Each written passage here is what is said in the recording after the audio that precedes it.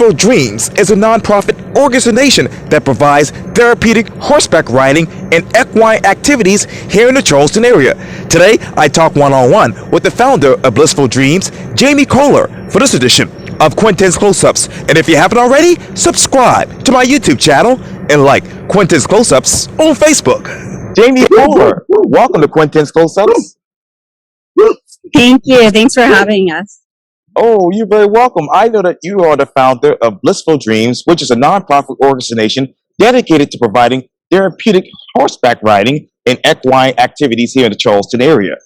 Tell me, what's new, what's now at Blissful Dreams? We are focusing a lot on being in ministry and not just being therapeutic, but mainly focusing on sharing the love of Jesus through the animals that he's given us here with others of all needs and abilities. Wow. And talk to me about the animals that he's actually blessed you with thus far. Yes, we have, we currently have six horses. You might hear some of the dogs and the birds. Right. We have 4 dogs, 3 Great Danes, one is blind and deaf, one was born without eyes.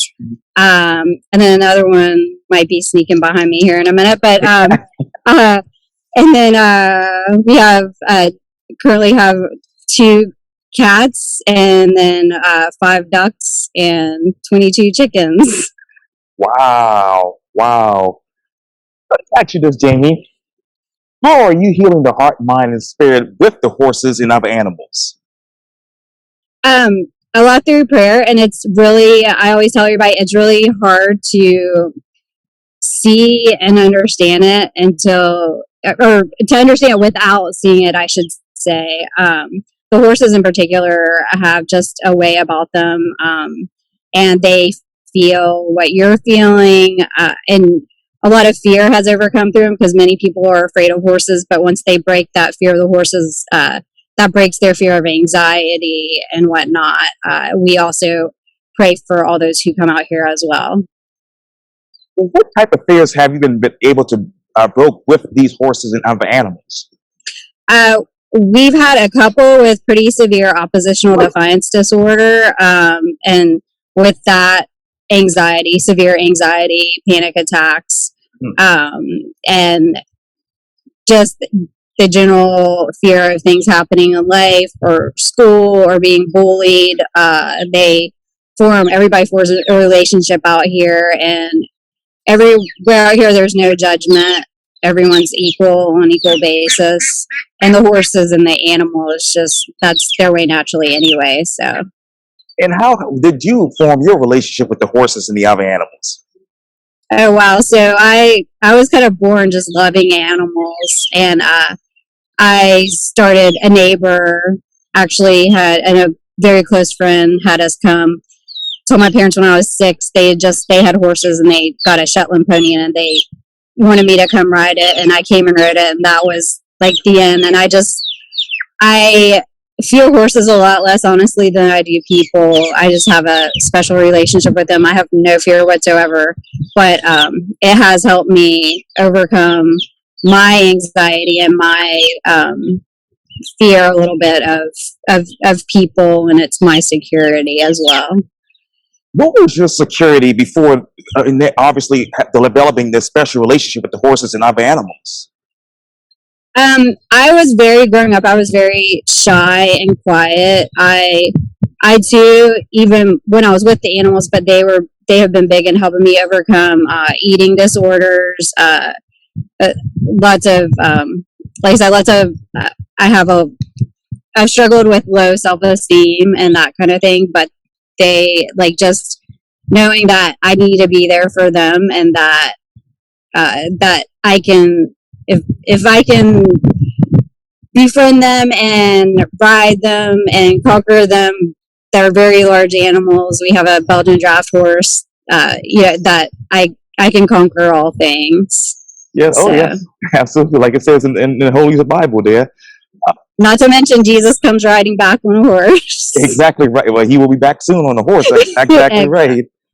How has the unconditional acceptance and love been renewed by that particular spirit that you have with these horses?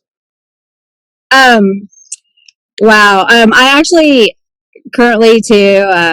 I suffer from autoimmune disease, and I have really bad days at times, and I tend to forget about the pains and whatnot when I'm with them. It's just a sense of focusing on something else and something that loves me and that I can look forward to being with. And they love, like I said, unconditionally, no matter what, and they don't judge or look at me and say I'm a hypochondriac or anything like that. They, you just spend quiet time with them and away from too.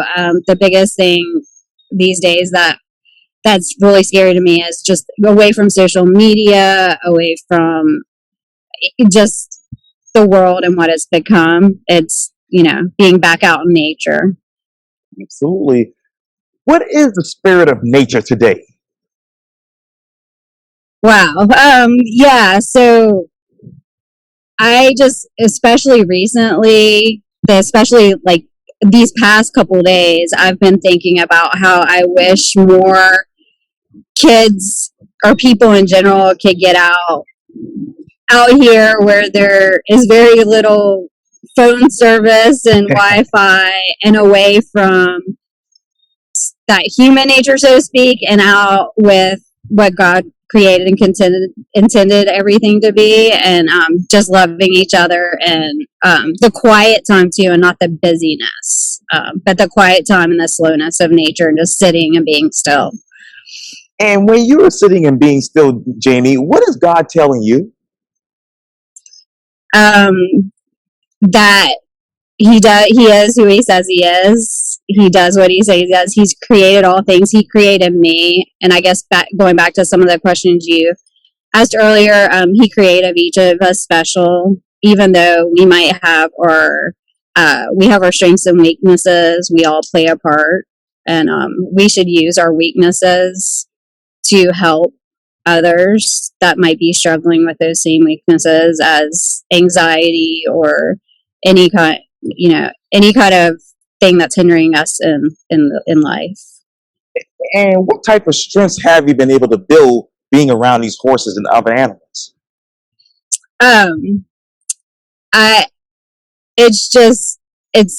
been able to build the strength that I really honestly believe that I wouldn't have without them. It's a definite getaway, and if I can,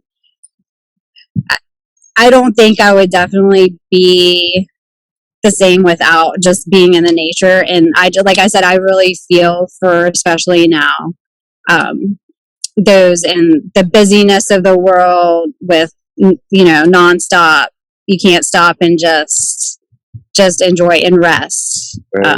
That is, I've learned that because I'm one that feels like if I'm not doing I need to be doing something all the time. But it makes you take a deep breath and realize that we all need to rest and get away from emails and social media and the judgment of people. Indeed. And Jamie, when you have a chance to rest and get away from the horses and the other animals, well, I know that you love them all immensely. Right. So who is Jamie Kohler outside of that realm? Wow, that's a big question. I'm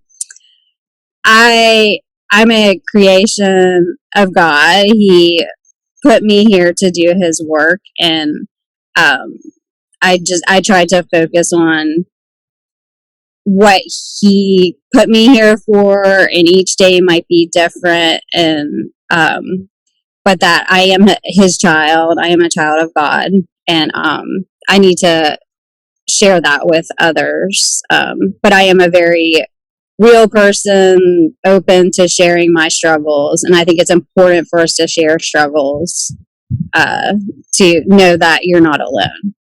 Absolutely. And what did it take for you to actually open up and share your struggles with others? I think just realizing that it's okay, and so many people hide what they're doing, and that makes it worse. And honestly, talking about it, I think, helps us mentally and therapeutically as well. And once again, I feel like it's okay, like in so many instances, especially now in this world and what's going on in different situations, it's really important for us to realize and take initiative and know that we're having those struggles so we can get help and help others. Because like I said, there's many situations where people think they're alone and they're not. And so I've had many of those discussions with people who have come out, and we've kind of helped each other. Most of the time that helps me more than it does them, I feel. Yes. And how has your particular spirit helped nurture self-reliance in you? Let's see. So I definitely, when I get busy and don't stop, I run down, and then I lose who I am. I lose that feeling of God being with me and get into the worldly things of just busyness. So just I've learned that if I can really stop and think that we all have a purpose, then I can rely on what I'm put here to do. And in what way has that spirit fostered a sense of purpose in you? I've had, and I always welcome to share any of my past struggles, but I feel like my struggles, I've prayed for healing with some things, but I don't feel like God's told me that they should be healed, because He wants me. Those struggles help us to look forward more to being with Jesus, and they also help us, once again, help others that are using those struggles. If we don't have those struggles, we truly don't know what someone else is going through, but we can empathetically share those with those struggles. And when you get busy and away from everything, right, which biblical scripture do you go to? My go-to, which is very popular, but I can do all things through Christ who gives me strength, Philippians 4:13, and that's my verse that all the kids and adults here know. I drill into them, especially when anxiety comes along, and I can't is not a word here. I make that clear first thing. You can. Anybody can. If I can do what I can, you can definitely do it. So that's my go-to. And then another biggie that that actually is a big one for my daughter, who struggles a lot with anxiety, is to pray for. Don't worry about anything. Pray for everything. Philippians 4:6-7. Yes, absolutely. And I know Blissful Dreams provides an accepting environment that helps to develop friendships, build self-worth, and establish purpose in each individual. What was that environment for most of these people coming to you for help before Blissful Dreams? There are for instance, one thing that kind of just hit me is we have group homes that come out through the juvenile system. And they have spoken about how they've never really seen trees before. Like on their way out here, they see the forest, and they have never seen trees before because they're used to just city and all that kind of stuff. I know we've had several, especially out of those group homes, that have never thought anybody loved them. We had them write some notes about what stood out to them, and it was stuff as simple as we provide boots for them so they don't get their shoes dirty, because a lot of them, that's their only pair of shoes. So just are providing water for them, and it's stuff that most people take for granted, and it's just that love. And then there's a couple of people that have some similar things that I struggle with, and we've talked, and they've realized that, once again, they're not alone, and it's okay to share, and that we can give each other strength to keep going. And when you speak with, and you've seen a lot of those juveniles come to Blissful Dreams, which one of those juveniles stand out to you and actually matches your story? Actually, so there was one recently, the past visit we had, very smaller, a boy on the smaller side, but he was very, very quiet and but very natural. Like you would have thought he had ridden a horse his whole life. It just amazed me. So that stood out to me. But one big one that I don't know that necessarily reflects me, but we have a draft horse here that is like a big teddy bear, but she will, if there's food involved, if she knows who she can get by with, she will act out. And they witnessed her acting out, and all of them were afraid. And there was a boy on the bigger side. And we worked with her, and I talked to them about, if, don't you have times where you have something you want and you're actually a big teddy bear, but you might lose your temper for a moment. So we discussed that. Well, this one bigger boy that was actually afraid to ride at first, when we were done working with her, I said, okay, does anyone want to ride? Her name's Waffle, by the way, Belgian Waffle. So, he wanted to, he actually stood up and said he wanted to. Come to find out afterwards, apparently he will explode in tempers just like she did. So it was a reflection of him, and that's why he could relate to that. So that was pretty cool, because the person who brought him out, she told me later on, she's like, it gave me the goosebumps because he was seeing himself through her. Wow. Do you see yourself through these horses that you have now? How do I see myself? Was that how do I see myself? Yes, ma'am. They all have very different personalities, and they have such a spiritual way about them, but they all have different personalities, and you learn to get to know their personalities, and one day you might feel like working with one personality more than the other. We have two of them give kisses. One of those two that kiss will smile. So, and then we have one that's retired. He's arthritic like me, so we kind of have a special bond. We've had him since he was 5, and he's 25 now, and we kind of have a special little connection there, because we can relate with each other and we hang out with each other. But yeah, they all have such different personalities, and at different times in our lives, or different times throughout the day, even there might be a personality that kind of lifts you up one more than the other. But and you said that they are giant but gentle. They love unconditionally. They are extremely sensitive to our thoughts and feelings. They are forgiving, very patient, and they give us hope to do amazing things. How are you sensitive to the horse's thoughts and feelings? I have a weird, and I know this sounds really weird, I don't mean to come out wrong, but I just have a very natural connection to them.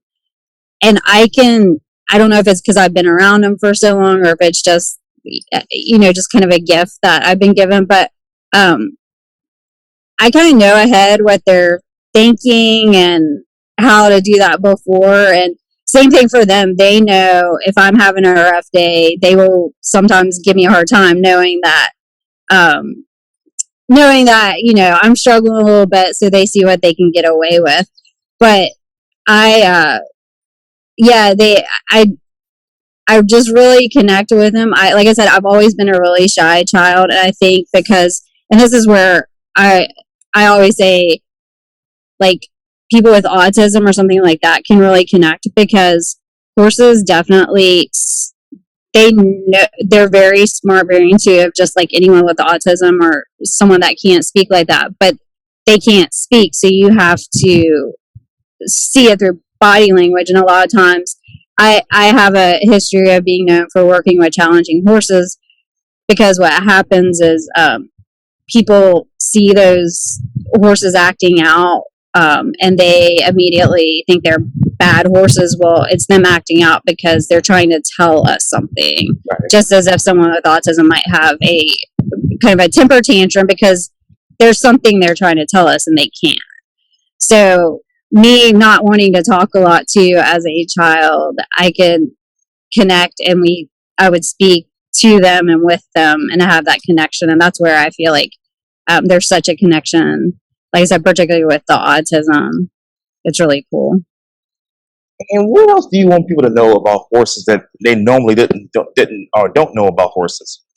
Well, this is kind of sarcastic, but serious at the same time. They cost a lot of money, take a lot of work. You have no vacations because they have to be fed 24/7. Right. They have to be taken care of around the clock. But on the other side of that, they, like I said, are big, gentle giants.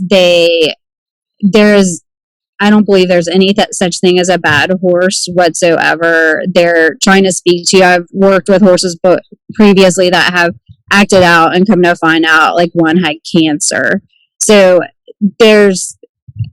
they have this, like I said, spiritual part to them. And I love dogs. I love cats. I love any other animals. I love them all. But there's just there's something different about the horses. And they can read you. They know when it helps you control things. We have one horse in particular that he knows when you're anxious, and he will feed off of that. And I always tell people as well, you got to remember, these horses look to us to take care of them. And if they feel like we're nervous or upset, then they feel like they should be nervous or upset. And so we have to, it's not that you can't be nervous or can't have anxiety. You just learn to breathe and know how to control that. And then it comes out through them. Yes. And what else are the horses feeding off of these days? It just energy in general. If there's a lot of commotion and something different, they're gonna kind of feed off that. The horses we have, for the most part, are used to pretty much everything. We're here out in the woods, lots of gunshots, that kind of thing, so that doesn't bother them whatsoever. But they definitely feed off of someone who's maybe angry. You can tell by their emotions. Someone who's sensitive. The one, like I said, that's pretty much now retired, but we do use him for grooming and all. He, when people come out that might be in a wheelchair, he'll actually, like, rest his head in their lap. So they know when they need to give someone a hard time, because maybe some oppositional defiance, maybe that person needs that kind of thrown back in their face, or needs to see. But they completely mirror our actions and our feelings and make us realize. My daughter and some of the other people that have come out here have had major meltdowns because they've had trouble with the horse, but it all comes down to not the horse, but something else that's going on in their life, and they get that out. And then once they get that out, that's therapeutic right there, to just get it out. And I know it was clear that God was calling you and Tom to begin something similar in Hugie, South Carolina. Why Hugie? Why Blissful Dreams? So my parents actually, they got the property. We were in Mount Pleasant until Mount Pleasant outgrew the horses. And actually, they got this piece of property. It's about 9 acres. I guess I'm bad with timing, but I want to say like 15 years ago, there was nothing on it but a pond. So we've started, still is a work in progress, but we started moving on, and the address happened to be Blissful Lane. So that's kind of what God had put in my mind and heart, is for Blissful Lane, or Blissful Dreams, because we're on Blissful Lane. Right. So it just kind of worked out that way. So. And I know upon returning to South Carolina from Oregon, things quickly fell in place for you all in Blissful Dreams, which was actually born in December 2008. What is the biggest difference between 2008 and right now? 2008, I came back there and I had like just lots of excitement from that. I wanted to get going. We've had lots of bumps in the road, but I feel like, especially today, this day, are the maturity and really trusting in God, really praying in God, really doing that will before was a lot of excitement of seeing it, but kind of jumping ahead. You get that excitement from something, but then I know me, I want it done now. I want to do it now, just, Yes. and I've started to realize I need to slow down one day at a time and let, follow God's path and do what told to do, but not try to jump ahead of that because he will stop you. Yes. And how do you hope God will continue to grow and flourish Blissful Dreams from 10 years from now? I hope that I envision and I hope that, gosh, though everything that's going on today, I hope that we can reach out to kids and adults that have lost or don't know that love, and just see this world as hatred and people out to get one another, or people wanting to look and appear different than their true selves. I would love to continue working with those like in the foster system and the juvenile justice system. Even, I know this is far reach, but even maybe prisoners that need a new start, that have been released or need a new start to life, and that I could envision to having something that's been on my heart and mind is having those with special needs, or even, like I said, prisoners or the judicial system, having a job, working, helping with the animals, and just everyone working together to make things happen. And since 2008, how many animals have you been able to take in? So we actually at one point had 14, but that was way too much. So we backed down. We've kind of had like a little bit of a turnover. We found some homes for some that were maybe getting older, or felt like they had a different purpose in life. And then we've taken on, I think three horses from the kill pen, and worked with them and gotten them where they can work with pretty much anybody. And then a couple others that were just out, not having a purpose, just kind of sitting there. And one thing too is horses are like us, like they need a purpose. They don't, one of the horses we have was being kind of destructive because she was just out doing nothing as a young horse and needed something to do. So once again, a lot that goes back to a purpose. The horses need a purpose just like we need a purpose. Absolutely. And who else do you want to bring to the farm besides the prisoners and other folks? Endless. I want to reach out to everyone. Sometimes that's my problem, is I get too broadsided. But just people just struggling in general, and some people that even don't really know that they are. I think we all struggle with something in our lives, and I just really want to be out there, open arms to everyone. And I also with some of the more citified people to come like experience, that don't like getting their hands dirty, just to come see it's there's more than getting dirty, so to speak. But yeah, just church groups. I have a real big heart for youth in particular, because I know that's a really challenging time. And I know, especially now, it's sad to see some of those being so depressed and suicidal, and I just that just breaks my heart too. Jamie Kohler with Blissful Dreams, thank you so much for your time. And again, welcome to Quintin's Close Ups. Thank you so much for having me. It was so great talking to you. Oh, likewise, you're very welcome.